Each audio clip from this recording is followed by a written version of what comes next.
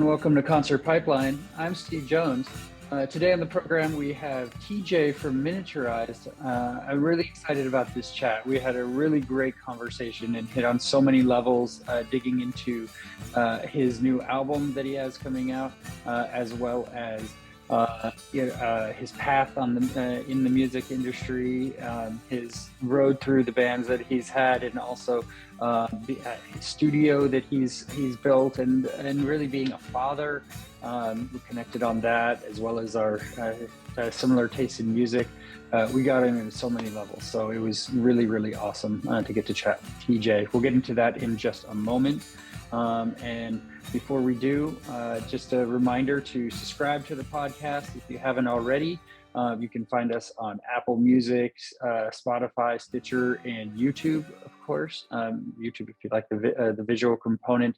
And just a heads up on kind of what I got going on in the world. I'm geared up for the Century Ride.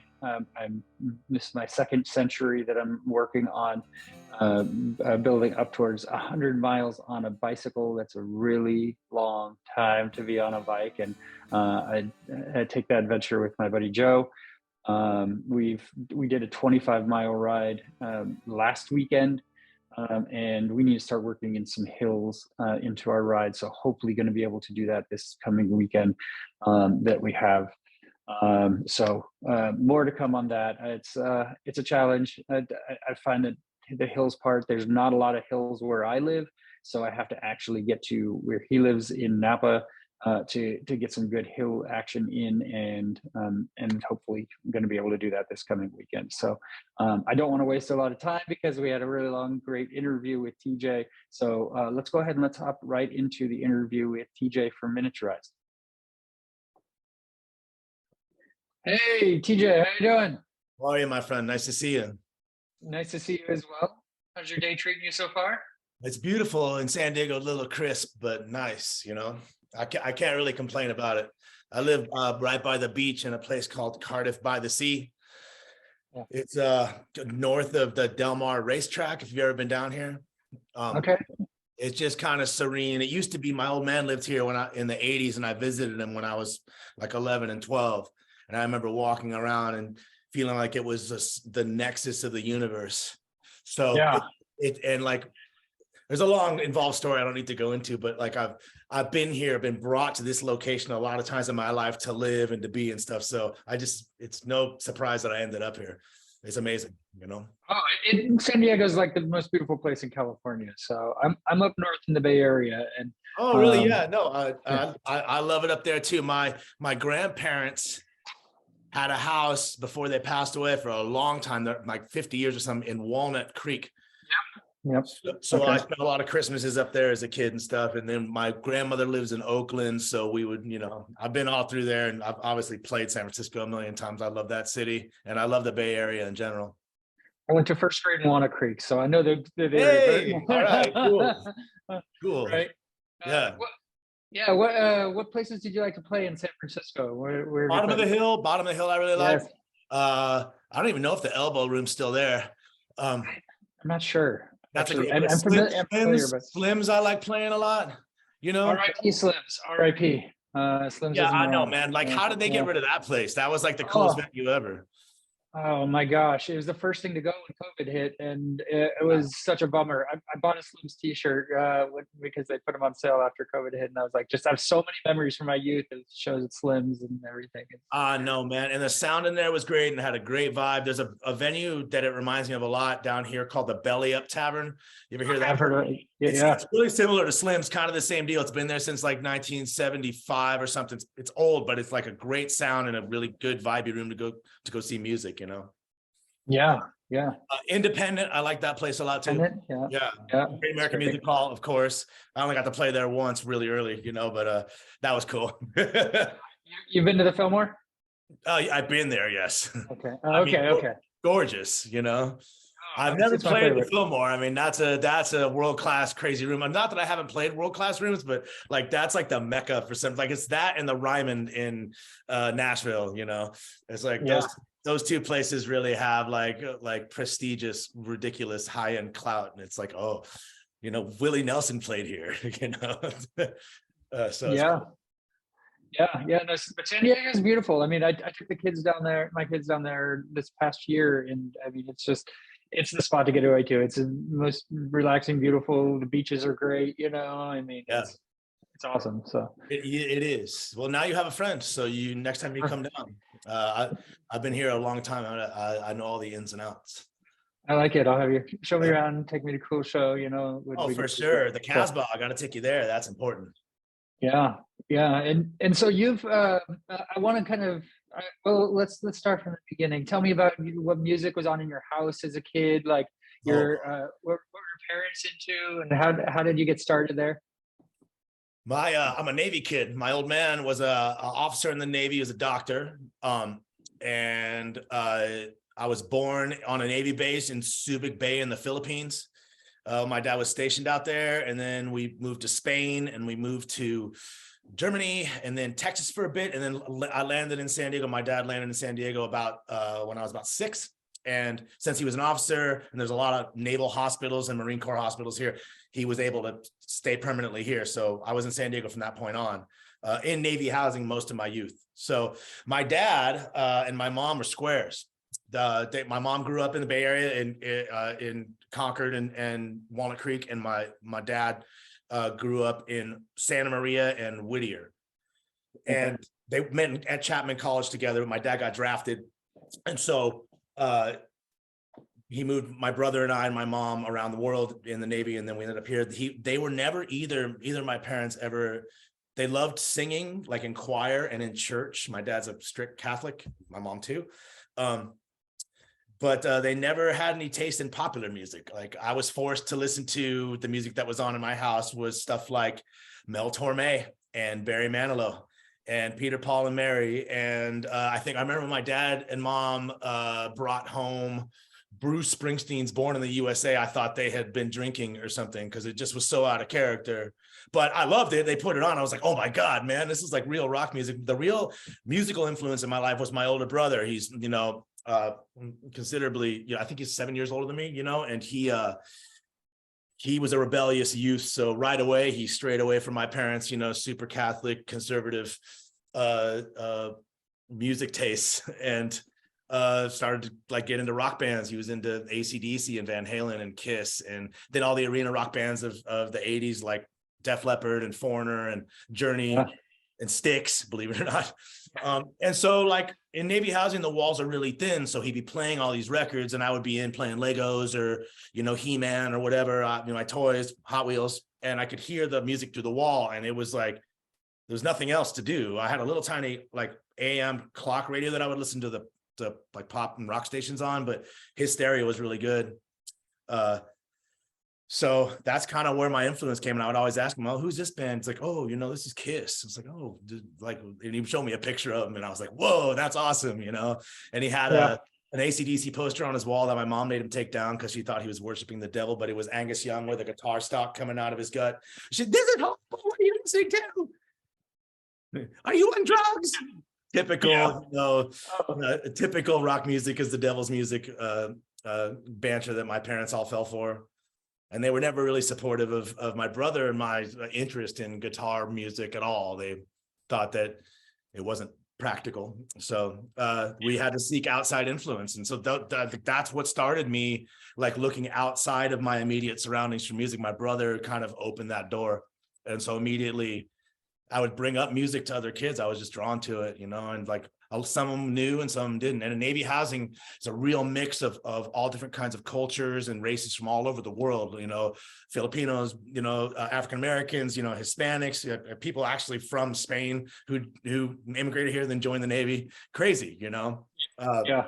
And so my school was really diverse. So I got exposure to a lot of different like cultural influence in music early on. And it was really fascinating. And I would always find kids to talk to it about. So that's where it all started, man. I was walking myself to school at like 6 or 7 years old, singing songs in my head. Like for some reason, I couldn't get that REO Speedwagon song out of my head. I'd heard it somewhere in a store and heard it from a friend who, and I'm like walking around singing it. People like, what are you singing? I'm like, oh, it's this band. It's just the way it was, man. I mean, I think that when you're attached to music, like guys like you and me are, when you hear it and it makes you feel a certain way, and you can't compare that feeling to anything else. It's like catching a wave or sex or something. It's just got some sort of integral connection to every like pore and spirit and, you know, molecule in your body. And your parents don't get it. The parents don't get it either. Like my mom, like I used to like to go to shows in the city, you know, and I grew up in Napa, and so I had tickets to the Red Hot Chili Peppers. I hope you're sitting down at the Fillmore. Oh, nice. At the Fillmore, and when what era 17, Red Hot Chili Peppers was that? Was what record? So, oh my gosh, I was 17. What record would that have been? Oh Blood Sugar Sex Magic, or was it later than that? It was later than that. It might have been a little bit later than that, but yeah. Blood Sugar Sex Magic and Freaky Style are great records, man. I love early Chili Peppers a lot. People like talk shit about that band, but they're fucking good, man. Like you can't find a rhythm section like that anywhere. You know what I mean? She made me sell the tickets, so I didn't get to go. Oh, no. That was the end of that story. So I didn't have that either. I know. And it's like, I've been rebelling from that ever since, right? So if you want to push your kid into a life of degradation, drug use, and rock music, like take away his Chili Pepper tickets, you know?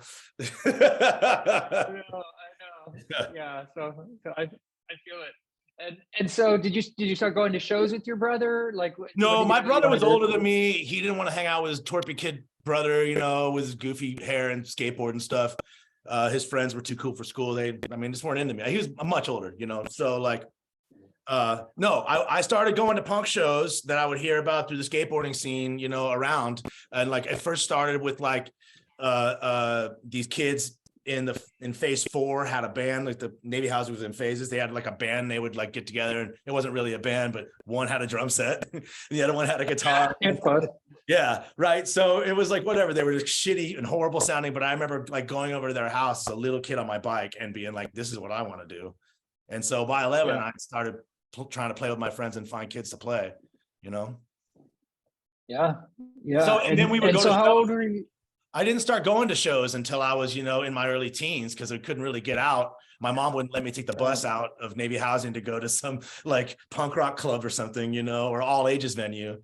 And so it got to the point where I was just sneaking out of the house to go because my parents would never let me approve of it. They weren't really watching that closely. So I would just say, I'm going over to, you know, to play tag, and I would like go down to Soma or whatever and watch bands. You know? Yeah. What were those first shows that you went to that you really dug? The first ones I went to, like there was a lot of times I would go over the border. You can get that. There was a club in Tijuana just across the border called Iguanas, and everybody cool played there, man. Like I saw so many early punk bands like a DRI, TSOL, like all these cool things, like Circle Jerks, Fugazi came through there. That was crazy. I saw Ice-T and Body Count.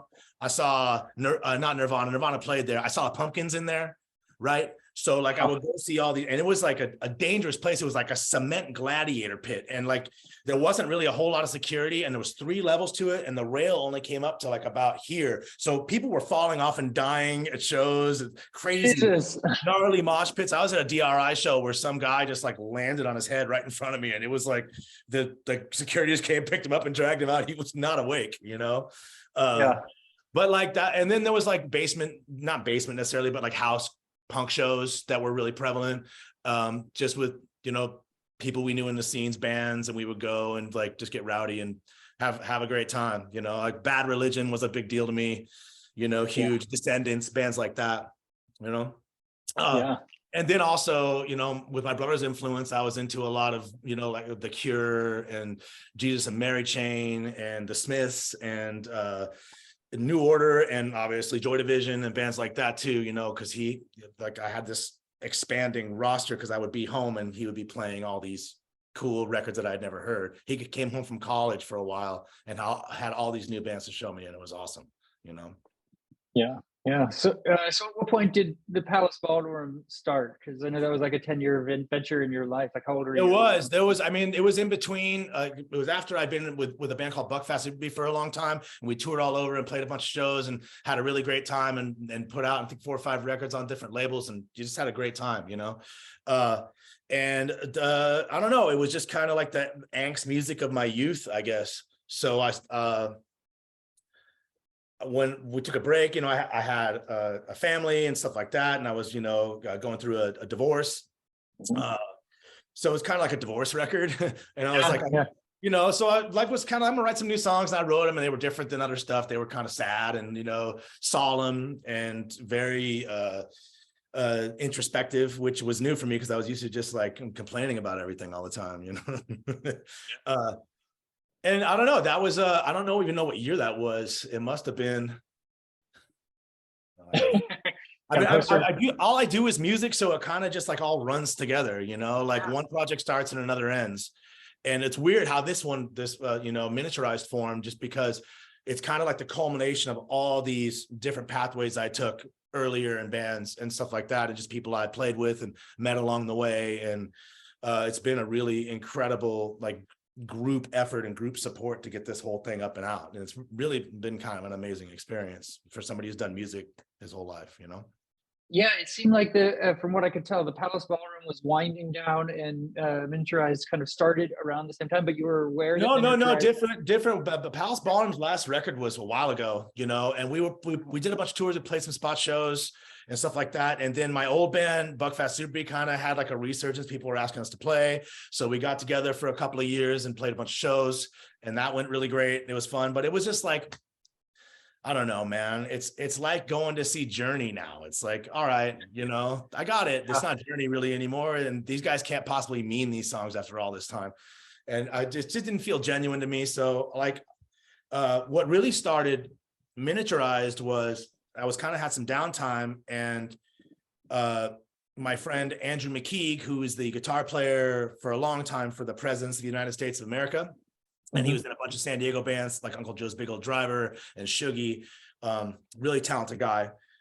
He had a friend who was the principal of a charity for the Grammy Association called Music Cares. They're a great charity that supports musicians in dire need of financial help if they get, you know, because being a musician, especially if you're an independent one, or even if you're on a major label, you don't necessarily have medical insurance, or you might get addicted to substances. So Music Cares is a charity that's funded by the Grammy Association. So they're really well funded, that help people go through rehab, that help people recover from medical bills. Musicians, if you can prove that you're a working musician and you contact them, they will help you, which is amazing.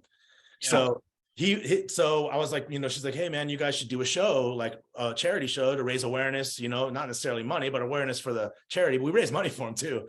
But that we decided to do, because we all my friends who I talked to love Tom Petty. So we decided to do a tribute to Tom Petty and the Heartbreakers, because I mean, honestly, throughout all our lives, you know, and we're all like 40-ish around there, had listened to Tom Petty, and, you know, it'd been like a soundtrack to everything. And if you reflect on his career, he's probably one of the most influential and important American songwriters, you know, of several generations, you know, just like timeless anthems, you know. These songs are just so like introspective and connective and all this stuff. So everybody agreed to do it.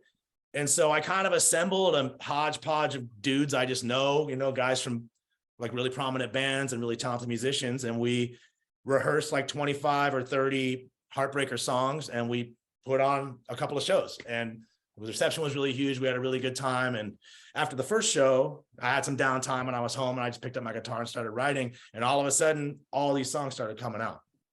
And I think I would be remiss if I didn't say that the Petty gig had some sort of an effect on the way I looked at songs. You take that guy's songs apart and you realize the kind of magic that's behind the way he puts them all together, the way they're orchestrated, the way he phrases his lyrics, the way the choruses lift and drop, and just kind of the overall energy that comes out of him, you know. So I just had this writing streak, and all these songs started pouring out. And there it was, you know, like all of a sudden I'm like, I guess I should record this stuff, and it snowballed from there. So with Petty, have you seen him live? Did you ever Oh yeah. Actually, you know what the craziest thing is? I had never seen him live. Those are always big shows. As a punk kid, I couldn't afford to go to, even though I loved them, you know. But my girlfriend and I and some friends of ours went up and saw him at the Hollywood Bowl, the second performance of his last 3 shows he ever played. So it was the first time I ever saw him. and it was the second to last show he ever played in his life. He died like 2 weeks later or It's 3 crazy, weeks right? later. Yeah, Yeah, man. yeah. I was like crying. I was sitting out on my porch, and I like heard, and I was like, I didn't ever think, a lot of like, I got upset when Bowie died, I got upset when Prince died. There's a lot of musicians that really have a connection to me deeply. And Tom Petty was one of those. And that was before we had played the show, obviously, so that was one of the reasons why I decided to do it. I just thought that anybody who has that type of effect on me, like I want to pay tribute and honor to them, Yeah, So, yeah. I saw him live in '05 and '06 at the Greek up in Berkeley, and I mean, incredible shows. And still, it was so cool because I got to be closer than front row for the whole show in the photo pit. oh I man. mean, and he did this cool thing where he would let the journalists. Usually, you get the first 2 or 3 songs of a set, right? But he let you stay in the pit the whole time. If once you leave, you leave, but you don't leave, right? So I was in the photo pit 2 years in a row for his shows of the Greek, and that was incredible. And then I saw him, kind of like you, 6 months before he passed, when he played up here at Bottle Rock in Napa, and I didn't stay for the whole set. I left halfway through, and I kicked myself a little bit. But I mean, because it's like you compare it to that thing that you were at, like I was like, way back at the Bottle Rock thing, and shoulder to shoulder with people. And I was like, a 3-day festival. I'm like, I got to save some energy for the other days. You don't know, right? Yeah. But and you compare it to being I like that closer. festival, Bottle Rock. I like that. I've been there a couple times. I like You that been? festival a lot. Yeah, for sure. I saw the Cure Which ones did you there. go to? Oh I saw yeah, the, yeah. I was backstage. I saw the Cure. I saw Heart, who was amazing. Uh-huh. There was some really good shows. I saw Weezer. There was a great show. I saw Third Eye Blind. Yep. They weren't as good as I had hoped because I really loved their first record. Yeah. But it was cool for sure. Yeah, yeah. It's a cool festival, and I mean, I Fancy. lived in Napa until last year, and I would just bike to the festival. Like I was like, 5 minutes away. Like it was Nice. nothing. So super close, right? But Yeah, for sure. yeah. Hey, I Moved was out of checking Napa. out your work. I really like your podcast. How do you do so many of them? How do you keep up, man? That's amazing. Oh, Like, thank you. yeah, I'm impressed. It's been this thing that it's just like I've been interviewing bands since I was a kid, right? So it was just always this thing that's in me, and I just took the first break I've ever taken, like in the past 9 years of doing podcasts, but I do it every week. It's just this thing that's in me, right? Well, hey, And it's awesome that you do it. It really is. Like we need more people to keep the music conversation up and advocate for music and turn people on to it, because the arts are a fleeting thing in humanity. Like, I mean, I'm not even talking about the threat of AI yet, which is kind of getting scary. But like the humanity is what we're losing through all these wires and screens. I mean, like stuff like this is important, but like being visceral and going out with your friends to a live concert and engaging with music, like without people like you advocating, without people like me advocating for it, it's going to start to slip away, and generations ahead they're going to put goggles on instead of going out to a show and being with other people. Yeah, no, you're hitting it perfectly. And like when COVID hit, and I mean, Zoom came to the limelight, right? And this exists. And so there's a platform for us to be able to have a long form conversation and talk through the music and just have a big conversation. Whereas, I used to do this, and I'd go to the shows all the time, and you get 20 minutes maybe in between sound check and dinner, and the band's like hungry and everything, right? And you don't get to connect on the same level. But those shows, I mean, it's getting out to shows is incredible too. And I feel like I don't get out to as many as I used to. I definitely don't.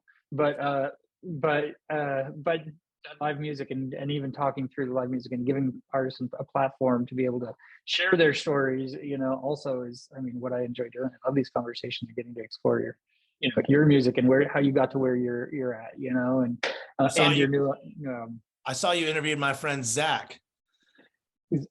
Zach from Smash Mouth. Yeah. Yeah. He was I know. cool. I know that dude. He's a great guy, San Diego guy. Good dude. Yeah. Oh, he was great. That was a cool one for me because I don't like to brag about it, but like my first concert was kind of Smash Mouth. And they were one of my first favorite bands before my musical. Those guys wrote massive hits, man. Massive. Worldwide, like sustaining hits. I mean, like it's another band people talk shit about. It's like, dude, when's the last time you wrote a hit? I know, right? Right. Yeah. So I had a Right. personal connection to that band, and so him taking over and everything, and actually getting to talk to him for an hour and Yeah, yeah. He's a hear, great guy. yeah, yeah, Really down to earth, really sweet, great performer. He's in he probably told you about this, but I know him from the first time I saw him. He's in a cover band called Geezer. Weezer, where they dress up as old men and play Weezer songs with like a Yiddish roll to it, and it's fucking hilarious, man. It really is. They're really great.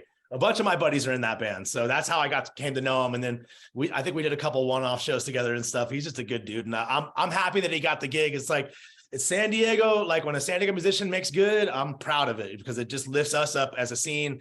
And you got to be happy for your brothers who I mean, he's been doing it his whole life, you know. Yeah, yeah, no, that's great. And yeah, he's a super cool dude. And it was Sure. I went to their show like a month later. That was in Fresno or somewhere near there. I don't know. It was a couple hours away. So I was like, okay, I hit him up and went to the show. And you know what, they haven't really played San Diego yet. I think they played some kind of festival, and I was gonna go check him out because I would like to see him do it. You know, yeah, I really would, because I just want to see. I saw him with the old guy. I mean, I don't want to talk shit, but that old guy was a dick, man. I hung out backstage with that guy, and I did not like that dude at all. He was not a nice man. Yeah, yeah. I mean, he was having a bad day, but I've heard stories like that from a lot of people. So I'm like, I'm glad they got Zach because he's a great cat, man. You know, Good dude. And I'm sure he's talented. I'm sure he sounds great. You know. Yeah, it was their sixth show that they'd done when I saw him, and so they were still kind of ironing up. And I mean, he jumped in and he got comfortable, and he was playing the hits and everything, right? Like playing the hits, man. And took over. So it was, what a cool gig to get, right? That's awesome. Yeah, I'm glad you got talking to him. I dig that dude. I saw that. I was like, hey, I like that guy. Yeah. Well, thanks for checking it out. I appreciate it. Oh, for sure. Yeah, man. I'll spread it around. I love it that you talk to musicians, you know, like with my publicist, Caroline now, she's amazing, you know. She gives me all kinds of these interviews, and I want to take them all because it's great talking to people who believe in music, because I feel like we're like a shrinking demographic. Yeah. We need to stick together and help each other and support each other and keep the conversation up, because you know, I'm afraid that people are starting to only pay attention for 2 seconds all the time to everything, and that's a foreboding outlook for our species and for the creation of art and integrity and things like that. So I don't mean to get doom and gloom, but no, you're good. You're good. Yeah, and Caroline's cool. I've worked with her on different bands over the years too. So I like her a lot. Yeah. Well, let's talk about the new album. So I've listened to the album a couple of times. It comes out March 31st, right? So there's a bunch of stuff I want to talk about, but the first thing I want to kind of talk about is the band title song Miniaturized, and how it kind of feels different than the rest of the album. It has this Oasis feel to me, and so tell me kind of where you're at with that song. The title track, Miniaturized. Okay. Well, that one flew out like halfway through that writing spurt that I had, and the chorus kind of came right away. And I was talking about like all the COVID stuff and the discontent in society, and everybody at each other's throats all the time. We just all went through a really horrific few years, and like we're kind of all still in shock about it. But I think once time passes, we'll look back upon the political discourse during the Trump years and COVID on top of that right afterwards, and all this stuff. We'll talk about that for years to come as a really dark period in not only America but the world, but especially America, because we were all here, you know. And there's all these like seemingly insurmountable problems, issues with people disagreeing. You know, nobody wants to compromise. Everybody's standing on their pillars because they feel like it's the only thing to do, and demonizing everybody else's ideas. And I just don't see like how we can progress with that. You know, it's like an impasse for America or for humanity in general. It's happening everywhere. I can only speak from here though. And so the miniaturized idea came from like, well, you know, we're these little tiny creatures on this little tiny rock floating in space, you know, in this massively ever expansive mecha universe that we can't even fathom what else could possibly be out there or how far it goes. And so we're infinitesimal in the grand scheme of things. And like, when you think about it that way, these political issues, these dark times, these little squabbles we're having as these little insects on this rock, they seem so insignificant and so kind of pointless and just like a part of a learning curve that we actually have to go through as a species, Yeah. From far away. And so if you miniaturize yourself and you think about that way, you can apply that theory to pretty much any issue or any negativity you have in your life or anything that you can't seem to surmount, So that's kind of where we're all the same size when you pull back far enough. That's great. That's great. That's super well said. Yeah. That's where the whole concept from the song came from. And like, as I kind of expounded on it, I realized that that's kind of what the band's about. It's like most guys who turn 40 and they've been playing in indie rock bands their whole lives. They're like, their wives, they have kids or whatever. They're like, I can't just keep going on the road in vans and, playing for 300 people, like, what am I doing? And like a lot of my friends, like I know a lot of musicians and a lot of lifers like me, and some just can't balance the rigors of being a full-time musician and regular life, having a family and trying to be happy, and they can walk away from it and they take jobs. And I understand that, I mean, like, I've had to work too. I've been a bartender, now I own a recording studio. But that was a big stroke of luck, for me. Yeah. So I think that it's not an easy thing to do, but who am I to complain? I think that like a lot of people who turn, 40, they kind of give up on it. And it just seems like that's the concept of the band, is like I have all this opportunity in my entire life. This is all I've ever done.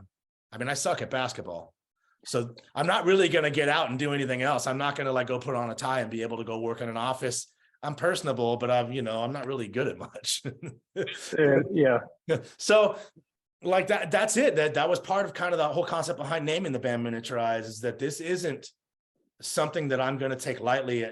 Like these obstacles that I see at this stage of my life, starting a new band, getting on the road, putting out a record, it's something that's in me, and I have to do to feel complete, to like fulfill some sort of internal mission that's been like burning since I can remember, and so, yeah, like, I'm not going to make excuses about it, and I'm going to do it. And the entire way, it seems like the universe has kind of supported this whole thing by all these people attaching themselves to it and all this stuff happening rather quickly. The fact that I got to make the record with like a producer who's like seminal to me, like I was hearing his music when I was playing Legos in my room, and now the guy made a record with me. It was just crazy, like how everything kind of came full circle and culminated in this project.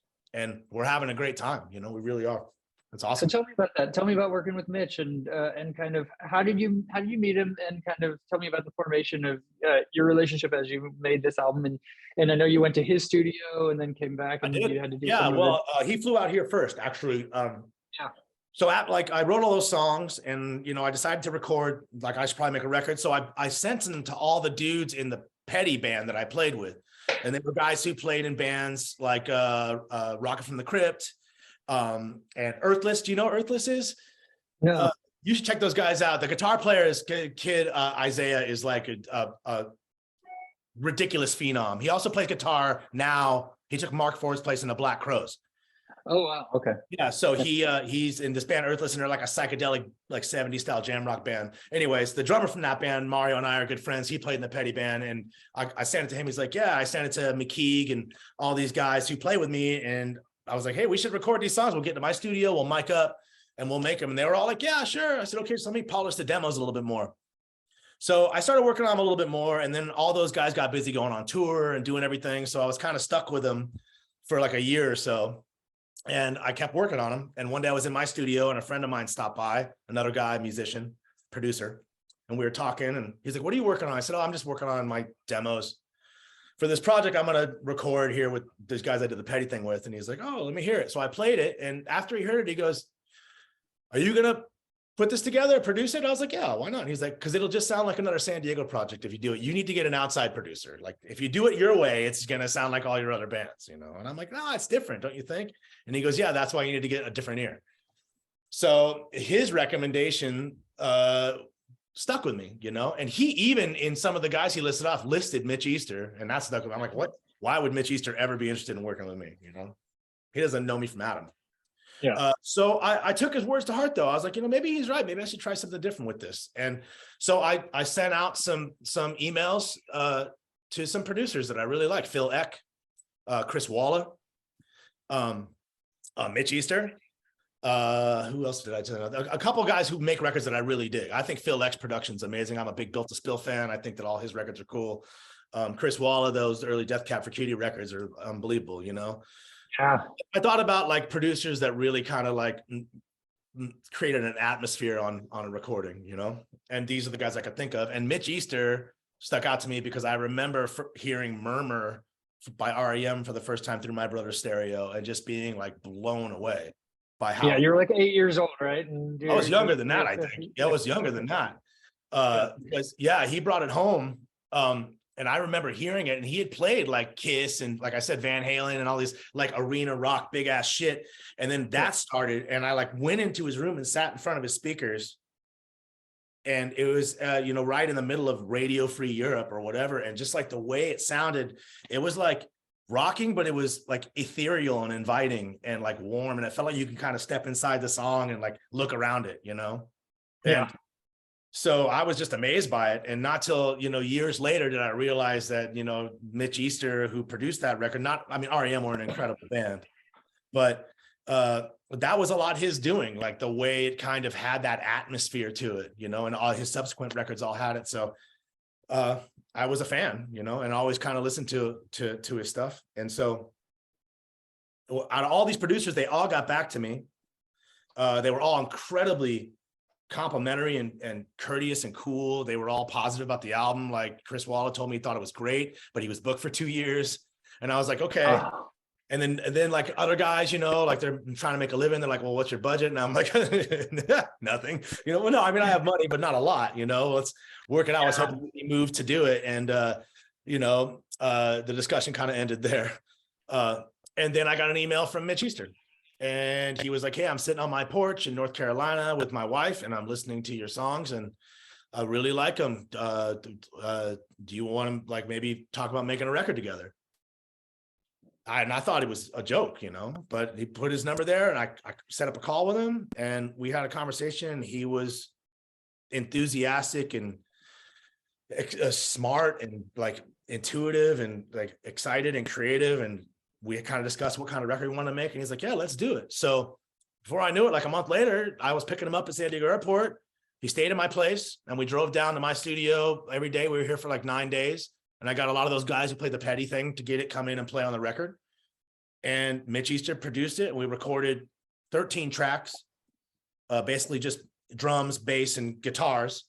And then he flew back to North Carolina. And a couple months later, right in COVID, I flew out there, and he has a beautiful home in Winston-Salem, North Carolina, with a beautiful studio and a property behind it and a little guest house for bands to stay in. So I stayed out there with him, just me. A photographer friend of mine flew out to stay with me, but it was just he and I, and we did all the overdubs on the record, and he played like bass and guitar and stuff all over the record, which is really cool. Like the guy's a phenomenal musician, you know, crazy. Yeah.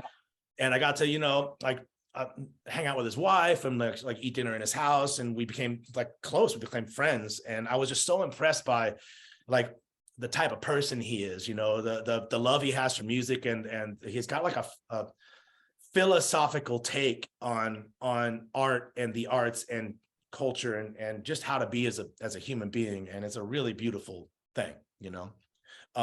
So I was completely like impressed with this guy and warmed up to him, and I think he thought I was all right. So we finished the record basically with a couple of things left over. So I flew back. COVID was in full swing, and we were planning on meeting up again to completely finish it. But everything got locked down so hard, and everybody was so paranoid that we kind of sat on it for a while, you know. I was like, oh, I don't know. So whatever, we went on with the lockdown lives.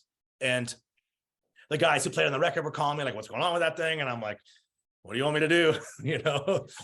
So eventually we worked out a plan to where I'm like, hey man, I want to put this thing out. So I'll tell you what, I'll just finish a couple of parts I didn't do here, and then I'll send them to you, and why don't you mix it over there, and we'll do it that way. And so that's what happened. I I recorded what was left, just a few things on a couple of songs, sent it to him. He recorded a couple parts, and then he mixed the whole record over the pandemic.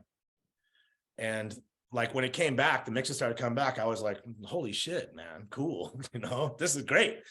And and my friend Rafter Roberts, that was the guy who came to the studio, was right. Like I would have never been able to make it sound like that. That was Mitch Easter. And what's crazy about it is he didn't change one lyric, one stanza, one note of anything I played. He just basically recorded it a certain way and added these things to bolster the hooks and the emotions in the song. And he kind of made them bionic versions of themselves. Didn't change anything, just like elevated their presence. So, and to me, that's what a great record producer should do. And I think that great record producers are lured to music they attach to, or they like, or makes them feel something. Like you and me, when you hear a band that grabs onto you, like a great record producer would do that too. It's like, oh, I dig this, I want to work with these guys.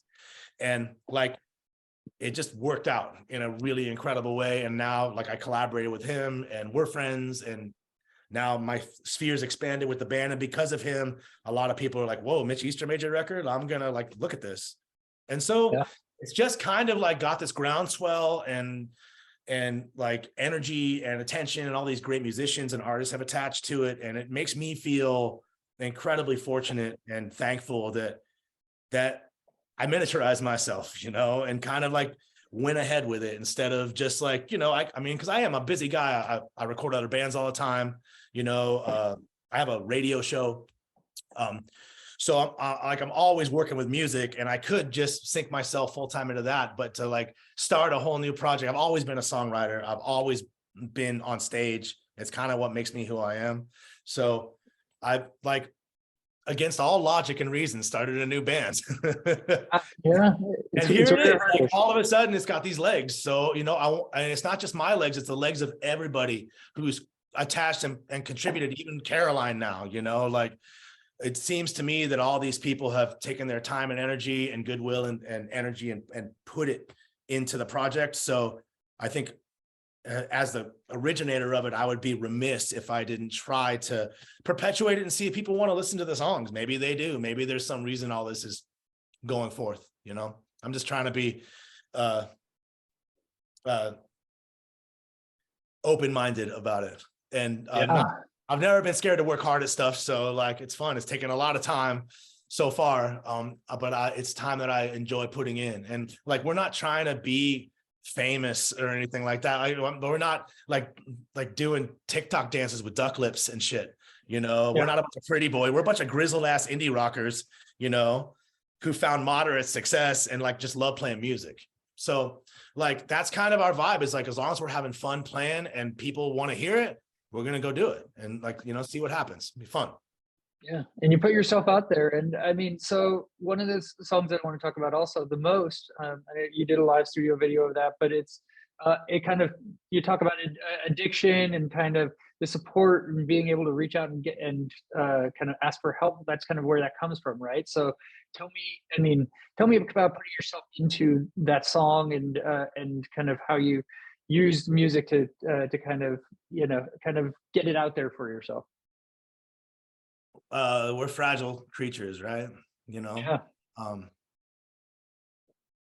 I think that there's a lot of crutches afforded to our society, and a lot of people willing to help. I think overall humans are incredibly kind and caring and compassionate people. Sure, there's people who aren't like that, or people who are selfish, but I think moreover, people get caught in holes and traps, and they start to self-medicate because they can't deal with the pressure of life. A lot of it's hard. A lot of people are predisposed to having depression and addiction, just by their no fault of their own, by genetics. Maybe their parents didn't warn them like, hey, if you drink, you're going to have a lot of problems. Like, look at me, maybe they didn't get that message or whatever, but a lot of people fall prey to it. In my business, in music, a lot of my friends passed away. We've all struggled with alcohol and addiction. My ex-wife, my kid's mom, has struggled lifelong, and she's, been in and out of various rehabs. I probably shouldn't be saying this publicly. And it's been a horrible effect on not only, I have two kids, I have a son and a daughter. I've seen what it's done to them. My parents weren't alcoholics; they just ignored me. I mean, that feels better than having a parent who's an addict. It doesn't show up at all. You know what I mean? Yeah. And from personal experience, you know, I've had a lot of really dark times where I hit the bottle pretty hard and kind of disregarded everything in my life and didn't pay attention. And you start to get down so far that you don't value anything anymore. And sometimes you wake up and you look at yourself, if you're lucky, and you go, what the fuck am I doing here? Like this isn't how I want to live my life. And I've woken up on beaches before, you know, homeless, in bad shape. And I think that being able to reach out and ask anybody, your family, your friends, a stranger for help is probably the hardest thing to do when you realize that you can't help yourself. And that's what that song is about. And there's believe it or not, it's a lot. People are more willing to help you than you think. You think that you're this loser and you fuck people over, or you've disappointed your parents, or you've let your family down somehow, or your friends think you're a loser and can't trust you. If you go to them and you say, hey, you know, like I'm having a really hard time. I don't want to be like this. Can you help me? 9 times out of 10, somebody will help you. Yeah. And so that's what the song's about, you know, because you wake up and you're like, is this supposed to be it? Is this what I am? I thought I was supposed to be okay at this point, and I'm not. And that's what the song's about. So it's highly personal, you know? Yeah. And I've had a lot of observations of friends of mine who never really got the help they needed, and they either passed away or they're in such bad shape now that you can't even communicate with them anymore, you know? And you can't invite them to your house because they'll steal stuff. And it's just like, it's a really sad way, because we're such a fragile species. We think we're capable of such beauty, but we break so easy, you know, and we're so susceptible to influence and weakness. And we're proud, so we're afraid to reach out, you know? Yeah. I think people have a really hard tough. time admitting they're having trouble. I think they really do. I think it's a matter of pride, and they don't want to look weak, but the strength comes when you ask somebody, you know? Sure. And being comfortable with yourself to be able to rely on somebody else and accept the help of someone else, and, you know, and those that are around you and that care about you, you know, I mean, and there are people there are people who care about you. You feel like there's nobody in your life that cares about you. There's somebody there who cares about you, guaranteed. And there's even strangers who will have compassion and empathy, understand what you're going through, and care about you instantly. That's just how people are. That's what's beautiful about humans, is they have that capacity to feel for other people, understand what they're going through, and empathize, and reach out a hand and be like, hey, you know, I get it. I've been there. Like, I know you're broken. I'll help you. Come here. Let's figure it out. And I think that's a beautiful thing. And it gives me hope. Like a lot of things, there's a lot of darkness and sadness with humans, but there's also a lot of beauty and creation and hope. And so like that juxtaposition is a really great point to write from, you know? And that's what I did with this record. I guess once you get older, you have a little bit more perspective. You go through a lot of shit and you're able to come through it and be okay. And you look back and you're like, wow, okay, maybe we should talk about this a little bit.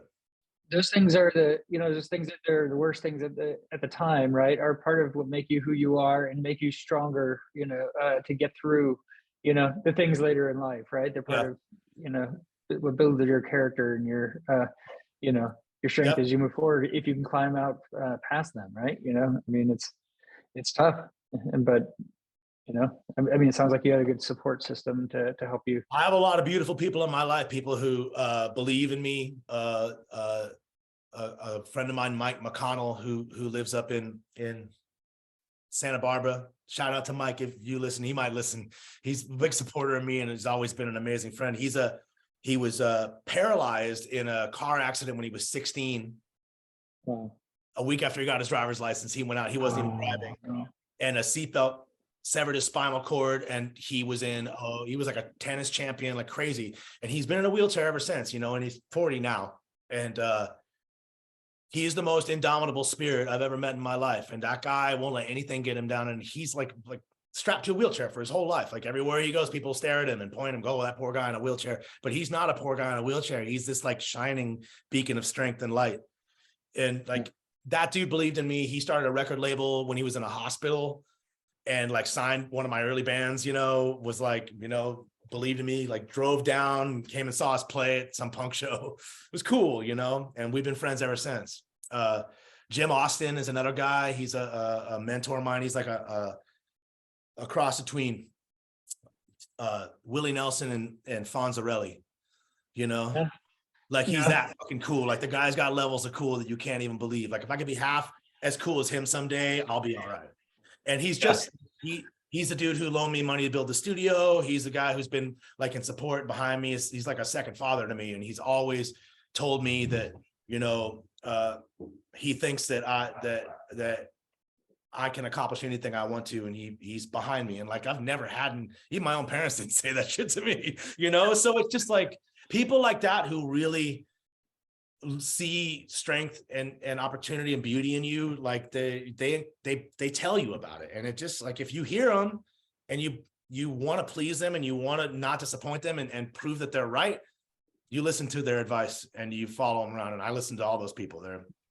They're my heroes in a lot of ways. Mitch Easter is another guy I just met like that. He's like an inspirational human being with nothing but positive. I mean, the way he was talking about my songs and like how I played and stuff, like from that guy, I was just like, wow, man, like, you know, they made me feel like $1 gazillion, you know? And I think I really, really, really appreciated it. And I think that people need encouragement, especially artists, because it's such you're taking your guts out and showing them to everybody all the time. It's fucking nerve-wracking, man. And all this like self-promotion now that you have to do, like walking around, like taking pictures of yourself, and it's all constant, you know. It's like, here, listen to my band. It's like, well, it's different than it used to be when I first started. You just go out and play. And now, you know, the internet's where you play first, and then you try to get people to come to your show. It's just I'm not bitching about progress. I just understand it's an ever evolving animal. And as somebody who's been around the block once or twice, I guess I have to adjust to it. But I still think that integrity to your craft, artistry, and making sure that whatever art you put out meets the highest possible standards you can muster should stand. Like, I don't want to film myself eating a fucking burrito and put it on the internet and be like, here, I mean, I'm just not of that generation. And I understand that kids are doing it and they want to watch. Like, my son's on there and he's like, look at this guy. I'm like, he's playing a video game. I'm like, why is that cool? He's like, he's funny. And I'm listening to him like, is he? I'm like, why don't you just play the video game and make your own jokes? Our kids need to get that. I don't get it. I don't get it, but that's just us, man. Like, we probably just don't get that shit, but they get it. And so, like, what does it matter? Like, my parents didn't get a lot of shit. I mean, my parents really didn't get a lot of shit when I was a kid. And I'm like, wow, they can't see it. So I don't want to be that guy. So I'm not going to rail against it. It's just having to participate in it. That's a little bit of an effort for me. It's tough. It's tough to meet them where they are, you know, because you just like are like, what are you doing, right? You know, right? But right. But you work through it. How old are your kids? My son is 12. Okay. And my daughter, believe it or not, man, just turned 21. I had her really young. And it's funny because like her whole life she's seen me go on tour and go play shows, and like all my musician friends come over, and I have this huge record collection. She's been both my kids have been listening to every band you can imagine since they were, you know, in the crib. And for her 21st birthday, she asked me to take her out to shows in town. Wow. And being a local musician, I know a lot of people out at these music venues. So like we went out and we saw all these great bands. I took her to the Casbah. I took her to the Belly Up Tavern. And she was just like in hog heaven. And she looked at me and she's like, oh, Papa, I'm so proud to be your daughter. And, you know, I really love this life that you have. And I understand what you see in it. And it just made me like, it kind of broke me up a little bit, you know, that my daughter had this epiphany that, hey, like my dad's actually cool some way. I mean, but I was, you know, younger than her when I had her, you know? So like, I never got the chance to really, I mean, don't get me wrong, I had a lot of freewheeling days, but I started early. But it's just crazy to think about how things come full circle and, you know, the beauty of it all. And I'm trying to be like, at this point in my life, like turn over a more introspective and hopeful ideology going forward, where I used to be just pissed and negative. I had a chip on my shoulder about everything. There's a lot more to life than being pissed off all the time. For sure there is, and I'm glad you're finding that. And it sounds great. And so to tour, what does that look like for you? Working on it now, actually. But the drummer Chris, two drummers on the record: Mario Rubalcaba, who plays in Earthless and Rock from the Crypt, and Chris Prescott, who plays drums for Pinback and a band called Montalban Quintet. And also he's played in a couple of my other favorite bands, a band called No Knife, who I really love, and a band called Tanner, which is more obscure, but one of the coolest angular punk rock bands ever. So cool. So I've been longtime fans of all these guys I play with, and like gone to see their bands as a kid, and, you know, hung out with them, and we've become friends over the years. So Chris, who is going to hit the road with us, Pinback was booking a tour, and I guess they had some sort of snafu with their booking. So they changed booking agents in the middle of booking a tour, and I guess they had to move some dates around. So when that tour shifted, it shifted like a week and conflicted with every single tour date that I had reserved for Miniaturized. So, and we scrambled, and now we're working on stuff in May. So so far we got gig in Orange County and Alex's Bar, Troubadour in LA. I was on the email with Bottom of the Hill in San Francisco this morning. Nice. Yeah, so I'm putting it back together, and like things are happening. We're booked for a couple music festivals and stuff in the Southern California area. So it's starting back up, but I had a really nice run all worked out. I had to cancel it. And that's understandable when everybody in your band plays in other bands that tour, you know. But going forward for the year, I think everybody's pretty clear. So we're going to hit it hard and play everywhere we can, and really try to like get up and get out there and play for people. That's what we want to do. Yeah, that's what it's all about. That's great. Well, it's exciting. And TJ, Carolyn said you might be able to play a song. Sure, if you really want to hear one, man, no problem. I'll play you a song. I'm down. Like, this is, again, I'm not getting Wait for a second before we start. Can I ask you a question? What got you into doing this? Why did you want to start interviewing people for a podcast? Oh God! So I told you podcast didn't exist when I started interviewing bands, right? I was like 18 or something years old, and so it's about getting out to shows and cool. I had this platform. I was in TV production. Like I always wanted to get into TV production, and I went to San Francisco State for that and everything. But I started making public access shows when I was 14, and so it was always this thing in me, you know? Yeah. So like with music, right? Like. And it kind of built into this thing that I do with friends and just kind of talking about music. And then it's like, okay, hey, you know, we might be able to get interviews with bands and what have you. And then so that happened. And I think the first shows were like Better Than Ezra was one of our first interviews. And at the film. Those guys are nice dudes. I like those guys. Yeah. So that was cool. And then, you know, and then it's just this thing, getting out to concerts, you know, getting into shows for free is fun too, you know? So yes. Yeah, you get it. So for sure. So yeah, I mean, and then it's just always it's this creative element for me of getting to produce something, you know. I'll tell you, and I don't tell anything, I've never made a penny off of this shit, you know, but it's just this creative platform. This obviously I have another job, but this is the best way to do it because I get to scratch that itch creatively, and I'm so into music and loving the stories and getting to have these conversations that we're having. You know, I mean, it's the coolest thing to me, right? I'm introverted in a lot of ways, but this is one of the ways I'm kind of extroverted, is having these one-on-one conversations with people I've never talked to or met, or some I have and that I know well, you know, and I've interviewed a number of times. Like Andrew McMahon is one of my favorite musicians, and he's great. Man, we play with Something Corporate a lot. Oh, dude, all over, man. Like, yeah, we were on festivals. Those cats are the nicest dudes. I used to love it when he jumped on his piano. I thought it was the coolest thing. They were great, man. They were great. And then I thought his solo stuff was really good. I was backstage at Coachella when he played there, and he came off and we had a brief like, hello, you know, it was good to see him. But he looked great and he played a great show. I like him too. I think he's an awesome guy and I love his music. Yeah. So I've been interviewing him a ton of times. I mean, we know each other now and stuff, and he, you know, I've followed him through all of his bands that he's had, and his music's great. But it's that sort of experience, you know, that I do it for. I love those experiences too. And I just love connecting with musicians, you know. We all have common ground. We all, you know, come from the same place. And some people, you know, they have different motives in mind. Those usually aren't the people that I end up connecting with, you know. They're in music, but they're doing it for attention. And like, I get the attention can be nice, you know, and it's reaffirming and it makes you feel good. But there's something a lot more that some of those people may be missing, and it's that feeling that you're talking about, you know. It's just like, it just makes to be able to all connect on the same wavelength at the same time, you know, and be part of something and understand what's happening and appreciate it. That's where it's at, you know. Who's your favorite band of all time? Oh, I mean, it's Andrew. He's number one, man. Like, Totally, that's a cool one.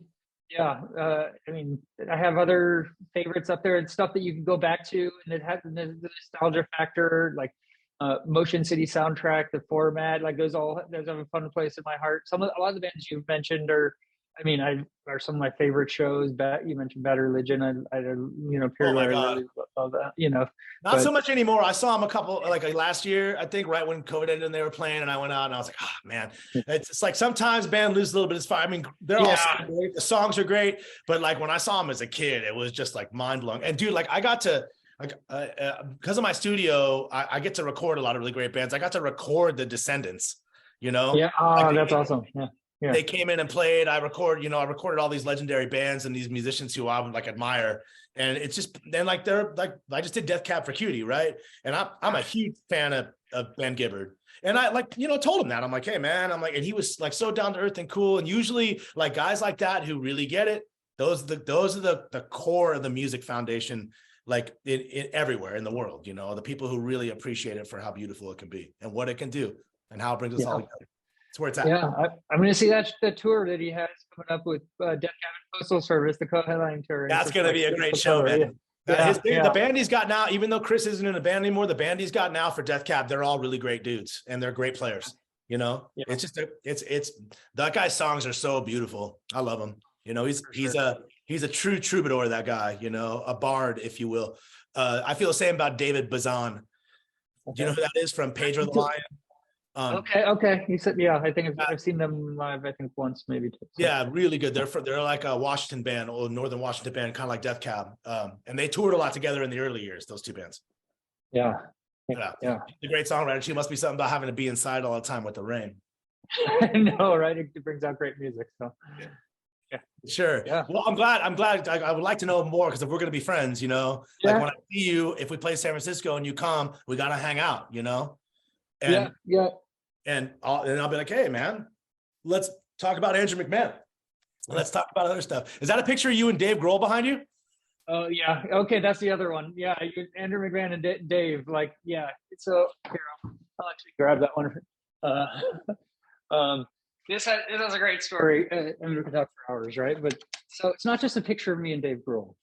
It's a signed picture of me and Dave Grohl that happened the same night this picture was taken. So he was in Napa showing his Sound City Studios documentary, and the previews are on. I went to the bathroom and he was just standing outside talking to the staff and everything. So I went back to my seat, brought the stack of CDs I brought to maybe get signed.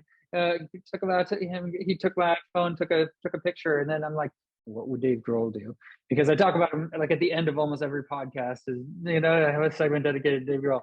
But what would Dave Grohl do in this situation? I send the picture to my mom and have her take it to CVS, get an 8x10 made.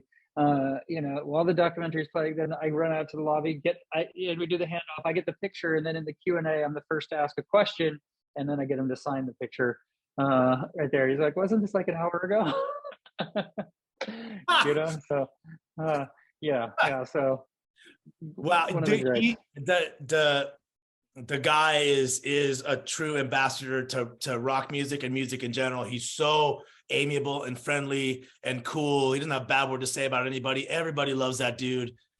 And he's just kind of taken that role on to heart. You know, he like realizes that he stands for a lot, and he believes in rock and roll music and the power of music, you know, and he perpetuates it full force. Whether you like the Foo Fighters or not, I personally really like them, you know? Yeah. but you can't deny the power that the connection that man has brought to music, and you can't deny what an incredible freaking drummer and songwriter he is. Oh Dude, yeah. I mean, like when I first heard Nirvana, like Dale Crover, you know Dale Crover is the first drummer for Nirvana. He drums for. I should know that because I read Dave's book. Well, he actually drums for the Melvins now, if you know that. Okay. I heard Nirvana when Dale Crover played for him. I thought they were amazing. And then when Grohl got in, I was just like, well, shit, you know, this is it, man. You know, because that's Crover on Incesticide, right? Okay. Yeah. So, and Grohl was, never mind.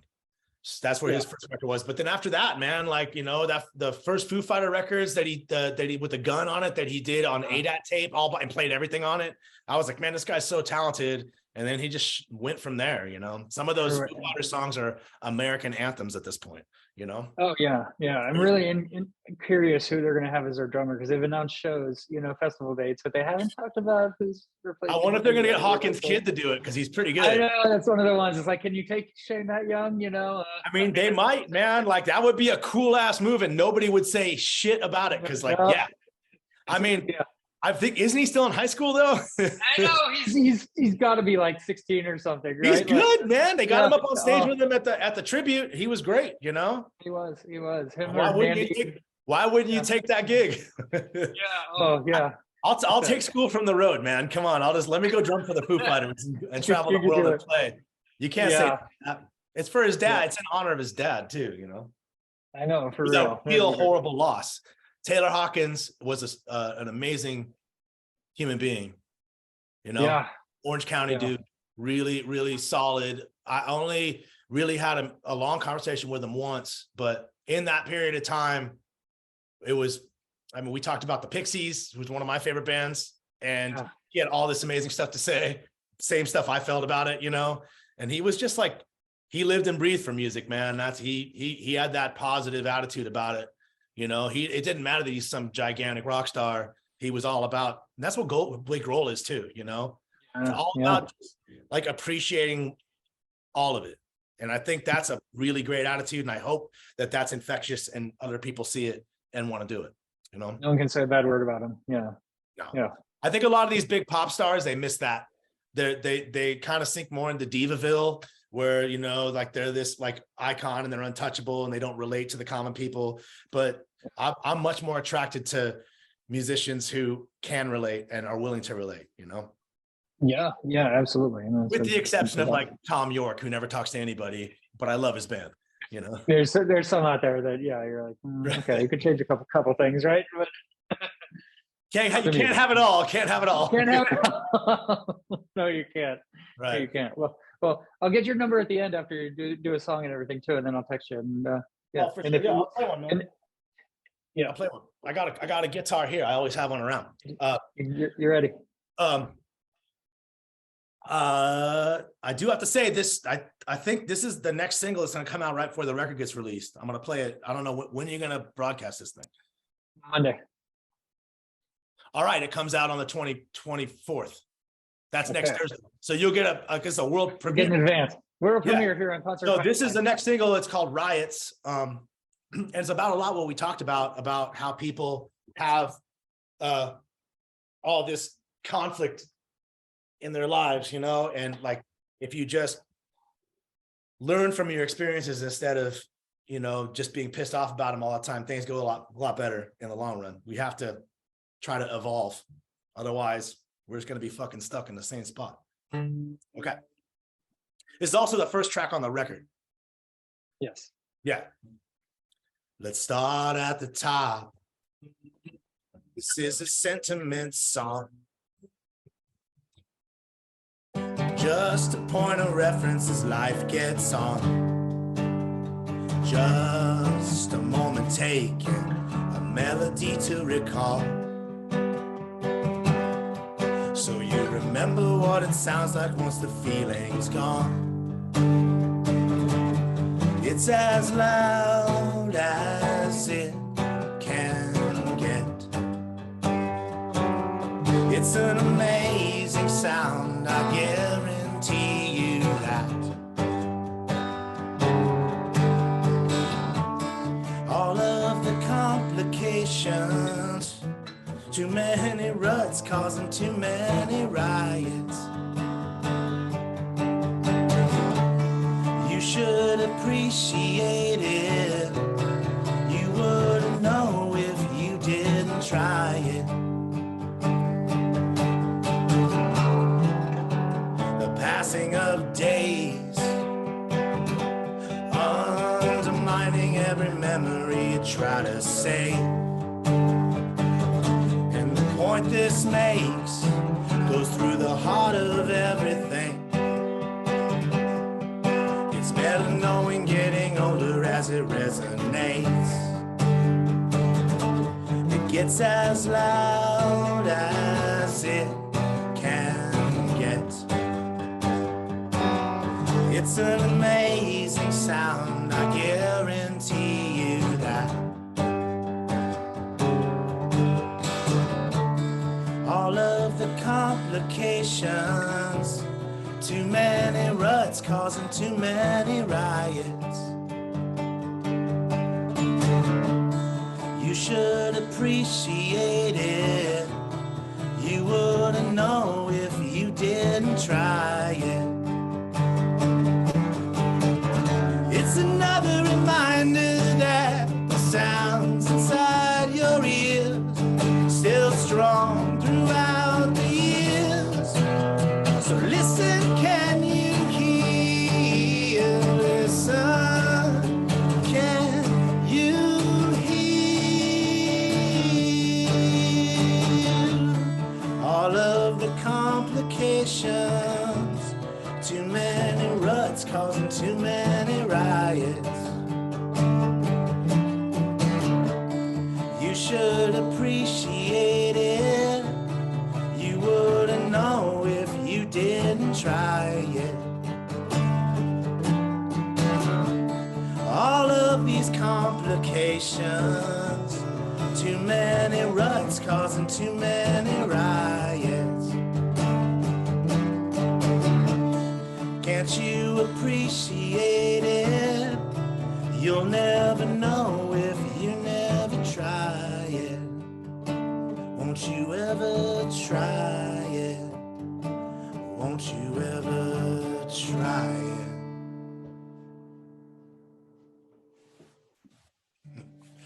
Love it. How'd it sound over these crappy computer speakers? Oh, it's great. See, you know, I mean, obviously it's not record quality, but it's great, and I mean, and it's live, and that's what it's about, right? So Okay, cool. Yeah, I mean, I'm just doing it on my crappy laptop here, so there's like a speaker that big also is going through. I'm used to recording things all day, and I'm like, oh, they want me to sing. Should I set something up? I'm like, ah, fuck it, I'll just play it, see what happens. it's funny, you know. I mean, we done a lot of these through Zoom over the past couple of years, and Yeah, and bringing in live music in when we can. I mean, it helps make the the episode pop. It's great. Oh man, yeah, so, dude, I really appreciate you taking the time and letting me play and like asking all those cool questions, man. And I really dig your whole vibe about everything. I think it's a positive thing. And like I said earlier, I'm glad that you're doing what you're doing. We need a zillion more people like you and me out there advocating. You know, yeah, I'm concerned for the arts. I want things to move forward because I think that our species, the one thing we're truly capable of is creating beauty, and music is definitely very high on that list. You know, it's one thing we can do that's very unique to our species, you know, very unique, to create this energy field of sound that people connect to. And it's a beautiful thing. You know, I'm glad there's music fans. I'm glad there's you. I'm glad that we're here. well, I'm glad there's you as well, and your music. And I mean, your album is great. I know you're excited to finally release it because you've been working on it for the past couple of years. And well, I mean, pandemic slowed things down a bit for sure. I usually crank records out faster, but I'm super excited to release it, man. I think that like it's a culmination of a lot of people's effort and time and excitement, and I think that we're gonna have a lot of fun going out and playing these songs for people, and I hope people like it. That's what we do. It's what we do for sure. So well, TJ, thank you for taking the time. I appreciate it. And that was the interview with TJ from Miniaturized here on Concert Pipeline, and that takes us to the final segment on the program, the music news.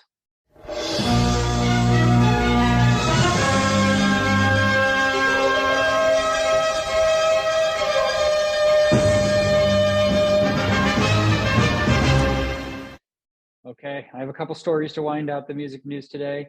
The first is that the Used have announced a new album called Toxic Positivity with a furious single, People Are Vomit. It's a follow up to the 2020's Heartwork and will feature the Used 2020 single, Fuck You, along the recently released People Are Vomit. Your music is getting more classy by the year, I can tell, as they're growing older. So that fiery new Used track sees vocalist Burt McCracken screaming, "This future fucked before it got started. This future's fucked before it got started. This world's disgusting. People are vomit." And McCracken said, "We think this song is fun and cute. We hope you love it too." So they also quoted Oscar Wilde, "The truth is rarely pure and never simple." Toxic Positivity is due for release May 19th, 2023, and you could pre-order it now. So McCracken also told NME, "That's the perfect place for rock music to live," talking about the anger and frustration behind the music. You get a release with music, especially rock music, and it helps to have a little bit of ammunition behind it. A lot of times it's about living in an overcomplicated modern society where boredom is the number one issue with people's lives, which is pretty crazy. This record tries to touch on a lot of sensitive topics and the things that people could be, should be, or will be angry about. So new Used music out there if you want it. Depeche Mode. They had announced their North American tour, and they're coming to Sacramento, sold out show. They have added extra North American leg to the Memento Mori World Tour, and they are due to hit the road in the US and Canada next month, following the release of their 15th album, Memento Mori, which is out March 17th. So the second leg does include a stop in San Francisco as their fourth to last date on December 3rd. So the first date is March 23rd in Sacramento, and then San Jose. Both of those are sold out. A lot of the initial dates are sold out, with the others having tickets going quickly, of course. And then they'll be back in the Bay at the end of the tour, end of the year in December. So I was interested in seeing Depeche Mode on this tour. I looked up tickets, saw the prices with ticket fees, and said, no, thank you. Too rich for my blood. I've seen Depeche Mode once before on their Exciter tour in 2001. And that was really cool. I saw them at the Concord Pavilion many years ago, and figured it'd be cool to see them again because they put on a good show. But I will politely say no, thank you. And I looked at the ticket prices, so no, thank you. All right, Bruce Springsteen threw his guitar and hit his guitar tech in the head. He accidentally struck his guitar tech in the head during a show this month after he launched his instrument into the air. He's currently on tour with his E Street Band, the first time they've hit the road in 6 years, and performing in Atlanta, Georgia on February 3rd. He tossed his guitar to assistant Kevin Boyle, a routine move during his shows, but slipped through the tech's fingers and struck him on the head.